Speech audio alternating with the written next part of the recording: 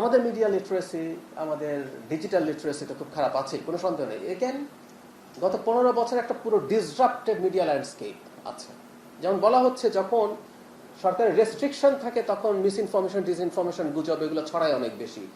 আমি তো মনে করি এই মুহূর্তে বাংলাদেশে খুবই মুক্ত মিডিয়া আছে। এটা কি কমেছে? তাতে কমেনি আমি মনে করি।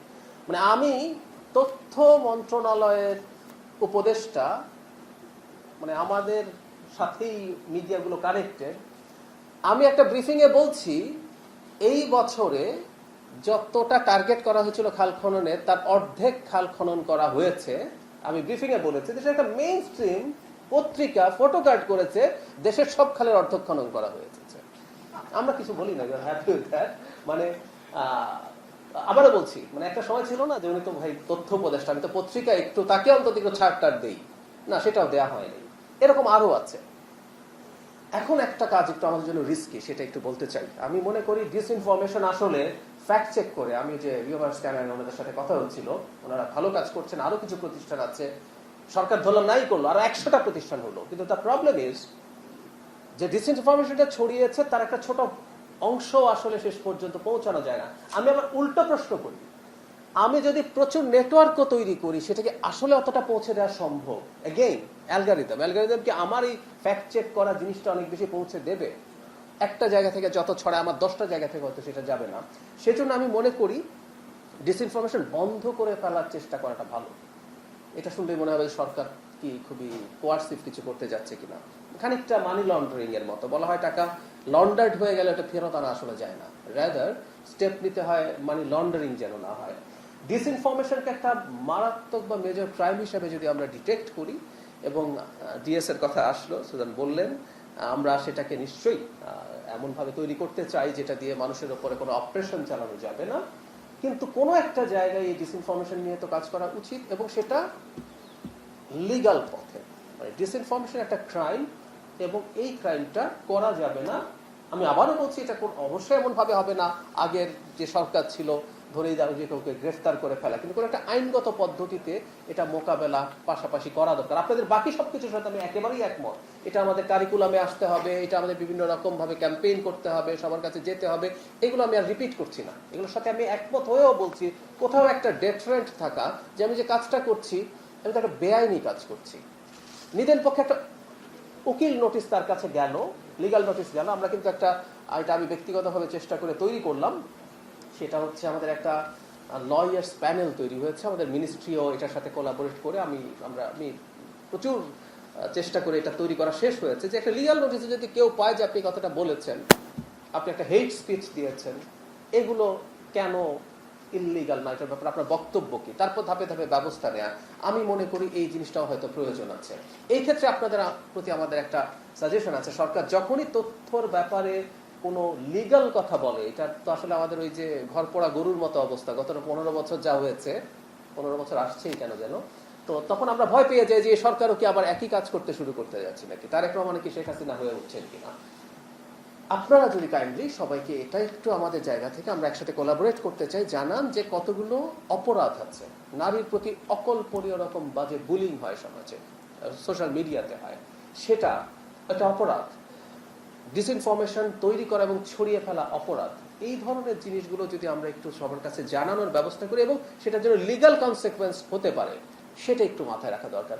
গ্লোবালি কিন্তু মিডিয়াগুলো যথেষ্ট পরিমাণ জরিমানা দেয়। আমাদের সম্পাদকদের সাথে একটা মিটিং, একজন সম্পাদক নিজে বলছিলেন যে বাংলাদেশে আজ পর্যন্ত কোনো মিডিয়া, আমাদের তো একটা প্রেস কমিশন আছে, তো কাউন্সিল, প্রেস কাউন্সিল আছে, সেই প্রেস কাউন্সিলে আজ পর্যন্ত কোনো কাউকে ডেকে কোনো মিডিয়ার জরিমানা দিতে হয়েছে তার ইররেসপন্সিবল আচরণের জন্য, এটা ঘটে না। তো সারা পৃথিবীতে আচ্ছার ঘটছে, যেগুলোতে যেসব দেশে অনেক বেশি মিডিয়া ফ্রিডম আছে। সো আমরা কোনো না কোনো ফর্মে এটাকে একটু লিগাল ইস্যুর মধ্যেও ইনক্লুড করতে চাই, আপনাদের সহযোগিতা চাই প্লিজ। আমরা একথা বলে শেষ করব, আইন দেখেই আসলে ভয় পাওয়ার কিছু নাই। আইন দেখে ভয় পেয়ে মানে কিছু আসে যায় না। আমি একটা উদাহরণ দিতে পারি। একজন বিখ্যাত সম্পাদক, যিনি শেখ হাসিনার সময় টর্চার্ড হয়েছিলেন, তাকে যখন তার লেখার জন্য আটক করা যাচ্ছিল না, তাকে অন্য একটা মামলা প্রতারণার মামলা দিয়ে গ্রেফতার করা হয়েছিল। তো সরকার যদি ধরতে চায়, ডিএসএ সুন্দর মতো করলে বা ডিএসএ না থাকলেও সরকার কিন্তু ধরে ফেলবে। আমাদের বিশেষ ক্ষমতা আইন আছে, ওটা আছে, সেটা আছে। আর যদি আইনে ধরা না যায়, ধরে গুম করে ফেলবে। আমি ধরি নাই, আপনি আমাকে কিছু বলতে পারবেন না। যে কথাটা বোঝাতে চেয়েছি, একটা স্বৈরাচারী সরকার যে কাজগুলো করেছে, একটা গণতান্ত্রিক সরকার, জনগণের ভোটে নির্বাচিত সরকার সে কাজগুলো করার কথা না। এটা একদম বেসিক একটা ধারণা।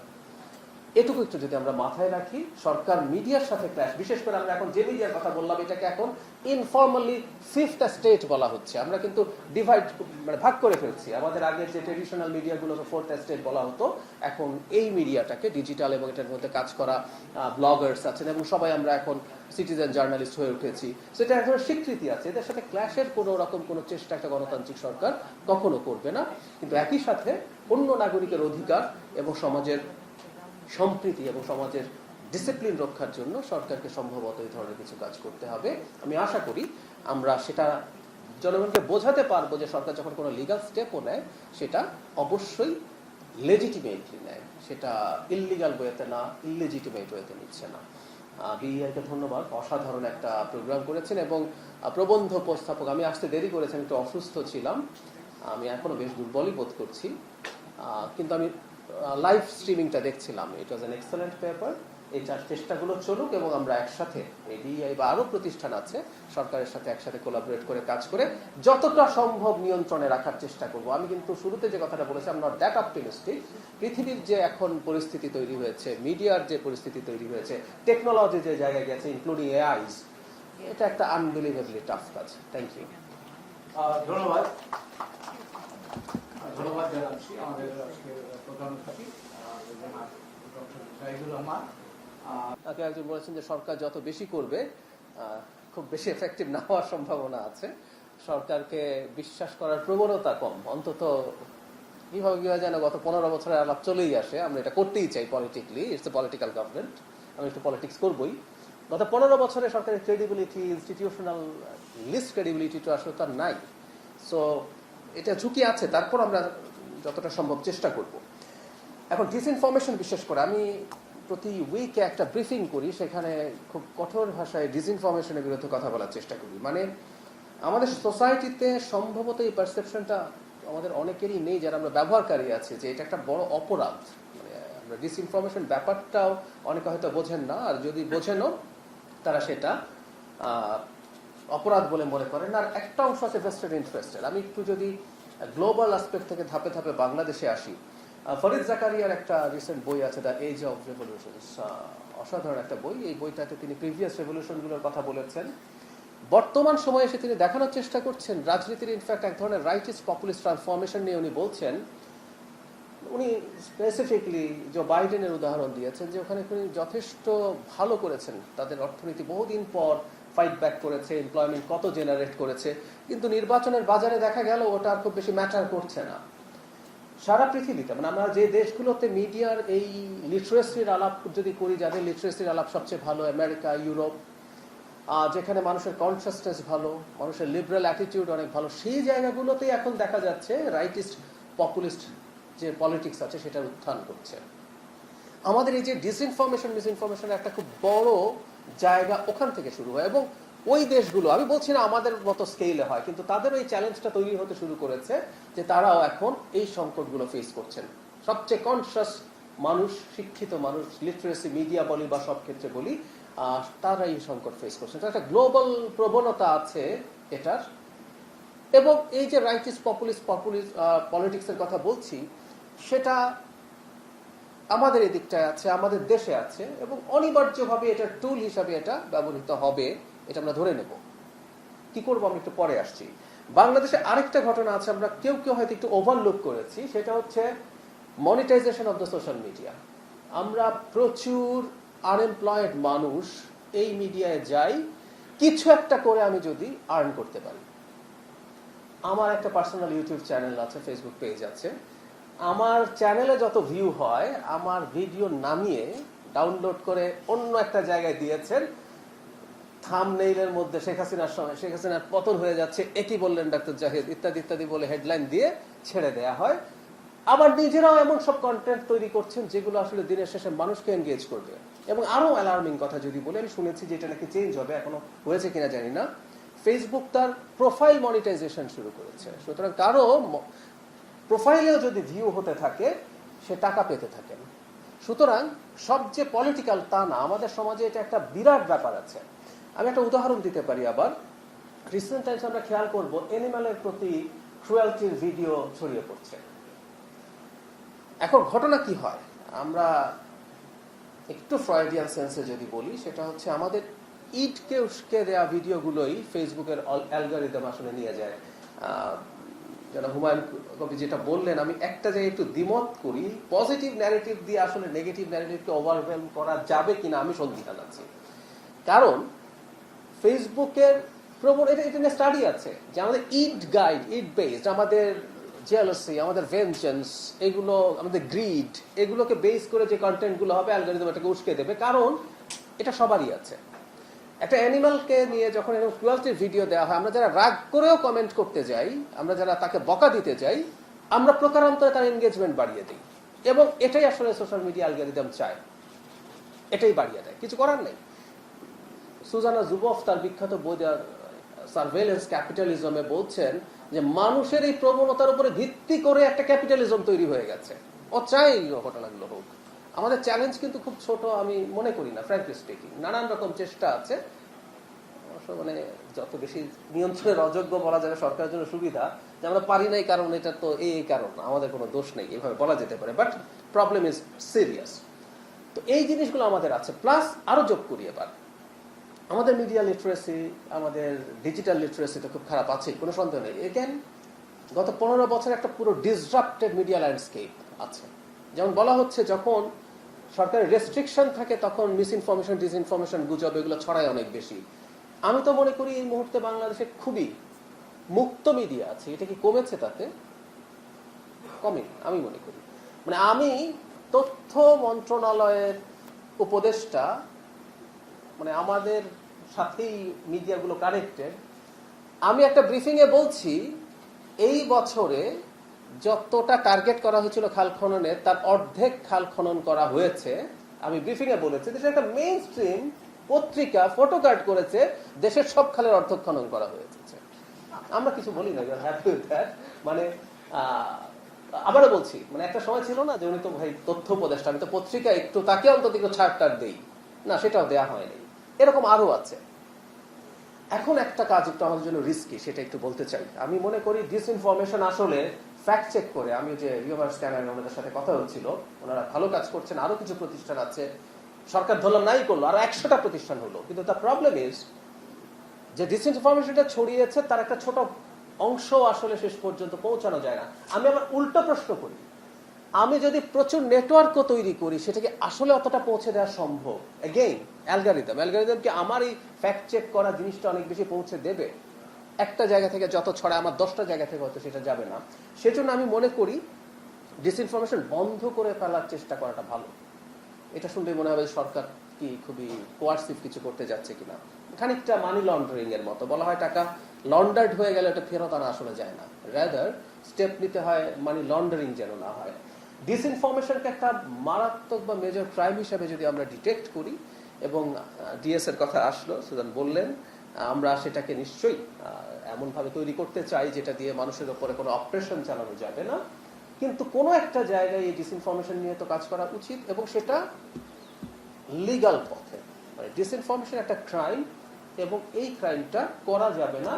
আমি আবারও বলছি, এটা অবশ্যই এমন ভাবে হবে না আগের যে সরকার ছিল ধরেই দাও যে কাউকে গ্রেফতার করে ফেলা, কিন্তু কোনো একটা আইনগত পদ্ধতিতে এটা মোকাবেলা পাশাপাশি করা দরকার। আপনাদের বাকি সবকিছুর সাথে আমি একেবারেই একমত। এটা আমাদের কারিকুলামে আসতে হবে, এটা আমাদের বিভিন্ন রকম ভাবে ক্যাম্পেইন করতে হবে, সবার কাছে যেতে হবে, এগুলো আমি আর রিপিট করছি না। এগুলোর সাথে আমি একমত হয়েও বলছি কোথাও একটা ডেটারেন্ট থাকা, যে আমি যে কাজটা করছি আমি তো একটা বেআইনি কাজ করছি।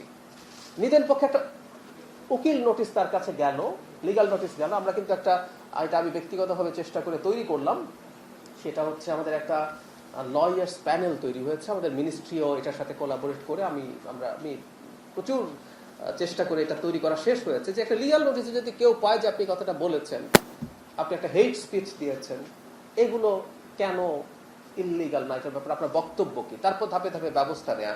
আমি মনে করি এই জিনিসটাও হয়তো প্রয়োজন আছে। এই ক্ষেত্রে আপনাদের প্রতি আমাদের একটা সাজেশন আছে, সরকার যখনই তথ্যর ব্যাপারে কোনো লিগাল কথা বলে, এটা তো আসলে আমাদের ওই যে ঘর পোড়া গরুর মতো অবস্থা, গত 15 বছর যা হয়েছে, 15 বছর আসছেই কেন যেন, তো তখন আমরা ভয় পেয়ে যাই যে সরকারও কি আবার একই কাজ করতে শুরু করতে যাচ্ছে নাকি, তারেক রহমান কি শেখ হাসিনা হয়ে উঠছেন কিনা। আপনারা যদি কাইন্ডলি সবাইকে এটা একটু আমাদের জায়গা থেকে আমরা একসাথে কোলাবোরেট করতে চাই, জানান যে কতগুলো অপরাধ আছে, নারীর প্রতি অকল্পনীয় রকম বাজে বুলিং হয় সমাজে, সোশ্যাল মিডিয়াতে হয়, সেটা একটা অপরাধ। ডিসইনফরমেশন তৈরি করা এবং ছড়িয়ে ফেলা অপরাধ। এই ধরনের জিনিসগুলো যদি আমরা একটু সবার কাছে জানানোর ব্যবস্থা করি এবং সেটা যেন লিগ্যাল কনসিকুয়েন্স হতে পারে, সেটা একটু মাথায় রাখা দরকার। গ্লোবালি কিন্তু মিডিয়াগুলো যথেষ্ট পরিমাণ জরিমানা দেয়। আমাদের সম্পাদকদের সাথে একটা মিটিং একজন সম্পাদক নিজে বলছিলেন যে বাংলাদেশে আজ পর্যন্ত কোনো মিডিয়া, আমাদের তো একটা প্রেস কমিশন আছে, তো কাউন্সিল, প্রেস কাউন্সিল আছে, সেই প্রেস কাউন্সিলে আজ পর্যন্ত কোনো কাউকে ডেকে কোনো মিডিয়ার জরিমানা দিতে হয়েছে তার ইররেসপন্সিবল আচরণের জন্য, এটা ঘটে না। তো সারা পৃথিবীতে আচ্ছার ঘটছে, যেগুলোতে যেসব দেশে অনেক বেশি মিডিয়া ফ্রিডম আছে। সো আমরা কোনো না কোনো ফর্মে এটাকে একটু লিগ্যাল ইস্যুর মধ্যেও ইনক্লুড করতে চাই, আপনাদের সহযোগিতা চাই প্লিজ। আমরা একথা বলে শেষ করব, আইন দেখেই আসলে ভয় পাওয়ার কিছু নাই।